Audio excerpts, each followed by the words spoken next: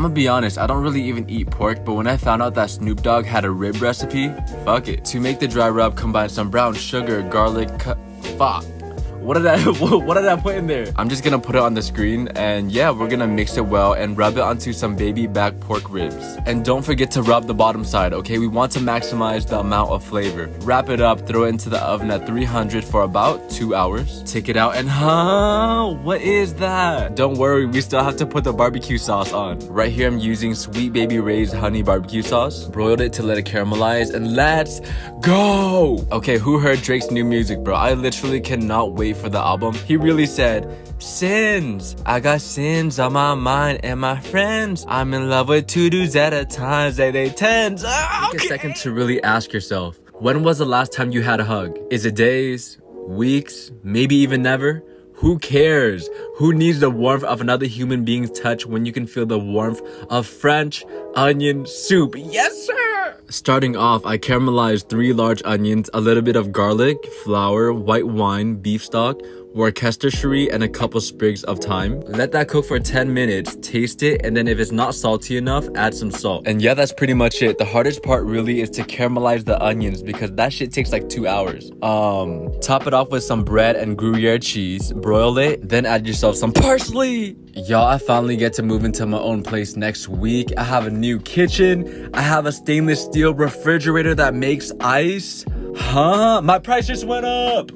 Garlic braised short ribs and red wine. I've never had this in my life and it sounds very fancy, so let's make it. Starting off, season your short ribs with salt, pepper, and garlic powder and brown it on high heat until you have a deep brown color on the outside. Now for the stew, toast up 2 entire heads of garlic and add in some vegetables like celery, carrots, onions. Saute that until it's nice and soft, and now add in some tomato paste. This is my favorite part. We're gonna add in some red wine. I'm using a bottle of 1842 Chateau Vermont.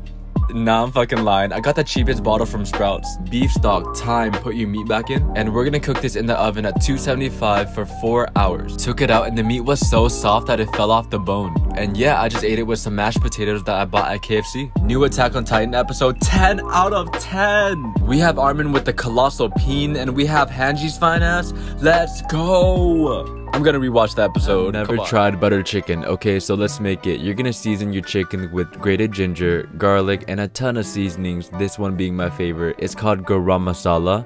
More like garam masala. Okay, I'll see myself out. Add in some plain yogurt to complete the marinade, and what this would do is basically break down the proteins in the chicken so that it can be nice and soft.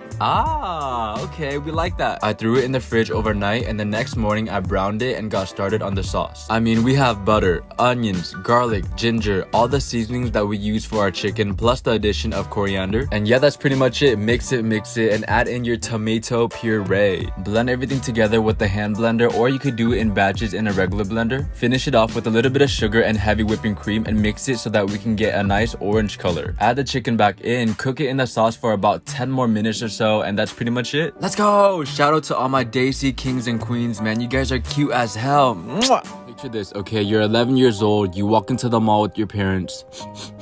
Mommy, what's that smell? It smells so good. What's it called?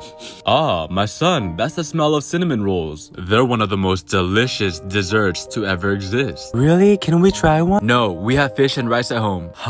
What does that have to do with cinnamon rolls? Bro, that was the story of my life. Anyways, today we're making cinnamon rolls. Make your dough and let it rest in a big bowl so that it could double in size. Okay, take it out and roll it into a big rectangle. And yeah, the only thing you need now is unsalted butter and a combination of cinnamon and brown sugar. Roll your dough up so that it can be nice and chunky, and we're gonna cut it into pieces with floss. Using floss allows you to get cleaner cuts without smushing the rolls. Okay, thinking outside the box. Now I believe I baked it for 22 minutes, and to be honest, they came out extremely ugly. Like, there's no hiding that, but that's okay because we're gonna cover it with icing. And yeah, that's pretty much it. By the way, guys, I was thinking, like, is this a pastry or a dessert? Oh my god, what is that? What is that? Huh? A fish? You guys are deficient in 10 different vitamins, but you guys don't want to eat fish. But that's okay, because today everything changes. Today we're making Cantonese themed fish. Get yourself a steamer and put in 1 plate of your favorite fish fillet and let it cook in there for about 10 minutes or until you can easily pierce it with the butter knife. At this point, you want to top it off with green onions and cilantro, and now it's time to make our sauce. Oil and a little bit of shallot, and we're actually going to fry this until crispy so that we can use it later. And yeah, add in your ginger, fry it until it's aromatic, and then add the green onions. And lastly, a combination of light soy sauce, salt, sugar, and water. Throw it into the pot, and once our sauce is simmering, manual sound effects, pour the sauce all over our fish. Let's go, we're crazy. But yeah guys, do not forget to eat your omega-3s. It's actually really good for your brain health. And you know what, for some of you guys, it's already too late. All right, the damage is already done. There's no going back, but for the majority of you guys, eat it.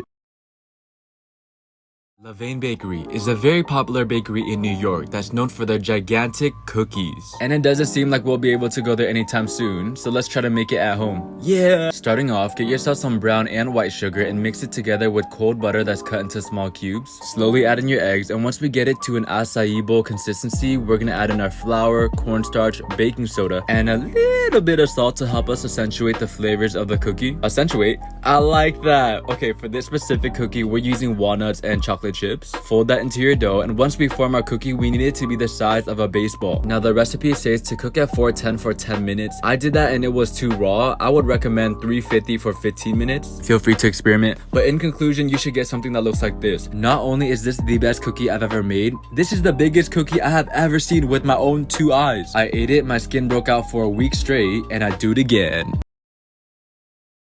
Japanese A5 Wagyu. I can't even begin to tell you guys how long I've been waiting for this moment, okay? And after joining about 3 different Cash App pyramid schemes, I finally bought a piece. Let's go! Take a second to appreciate that marbling.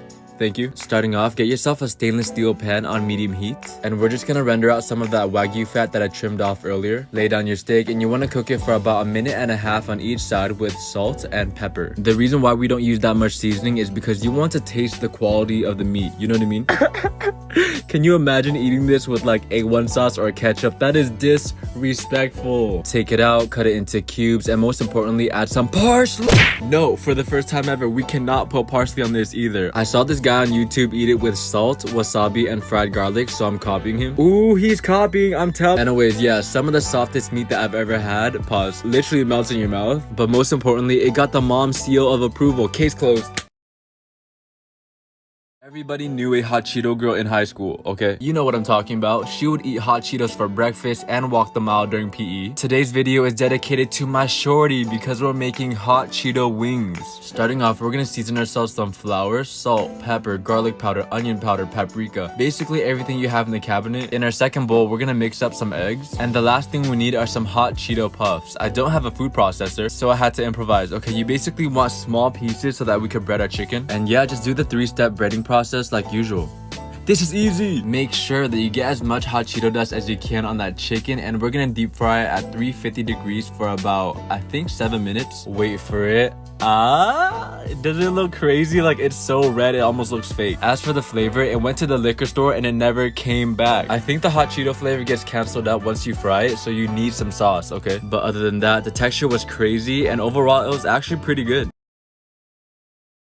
On today's menu, we're making churro cheesecake. Eater. Did I hear that right? Yes, you did. Churro cheesecakes. First off, get yourself some cream cheese, egg, and vanilla extract, and we are going to mix that up until it's smooth like this. Okay. Now in a baking tray, you want to brush it with butter, alright? The more butter, the merrier. Throw in some cinnamon sugar and make sure that it hits all the surface area. And these, I hate these, literally explodes while you're opening it. For what? Unroll the dough sheet and gently place it into the baking tray. Add in your cream cheese mixture, and you want to lather it out until it's smoother than Johnny Sin's head. Alright, major pause. Finish everything off with the second layer of dough and cinnamon sugar, and bake in the oven at 350 for 30 minutes. Take it out, let it cool down a little bit before you cut it into pieces, and yeah, that's pretty much it. Parsley! Justin Bieber and Benny came out with a song talking about, I'm so lonely.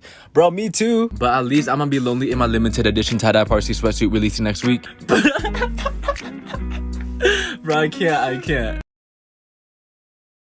Today we're making Mongolian beef. Let's go! Starting off, get yourself some sliced beef. I'm using flank. And we want to cover it in some cornstarch, okay? This will basically allow the beef to get really crispy when we brown it, which is what we're gonna do right now, okay? High heat, a little bit of oil, and we want to cook that beef until it's super crispy on the outside.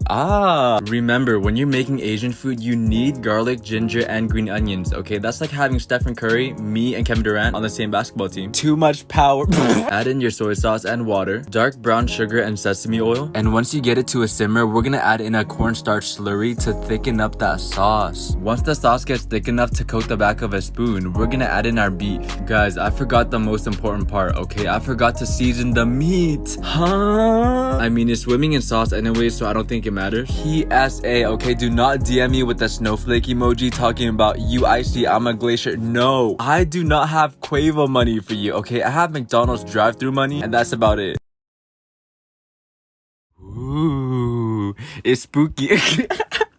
It's spooky season, so we're making chocolate chip pancakes. In one bowl, mix together flour, baking powder, salt, and sugar. And our second bowl is gonna be for our wet ingredients, which is 2% milk, egg, butter, and vanilla extract. Never in my life have I made a decent pancake, and I figured out why, okay? Do not over mix the batter. Put as much effort into the mixing as you guys do in your studying, okay? Which is really not that much. You guys study for a whole 5 minutes and then go on social media for 1 hour. I invented that technique. Anyways, throw a 1/4 cup of the batter into the pan, and once they start developing these bubbles, you want to flip it. Our goal here is to get a nice and brown color on each side. Okay. Top everything off with a slice of butter, syrup, chocolate chips, and yeah, that's pretty much it. Guys, Bryson Tiller is finally dropping an album tonight. Let's go! He's back and he's better. He wants you bad as ever. Girl, I forgot the lyrics. Anyways.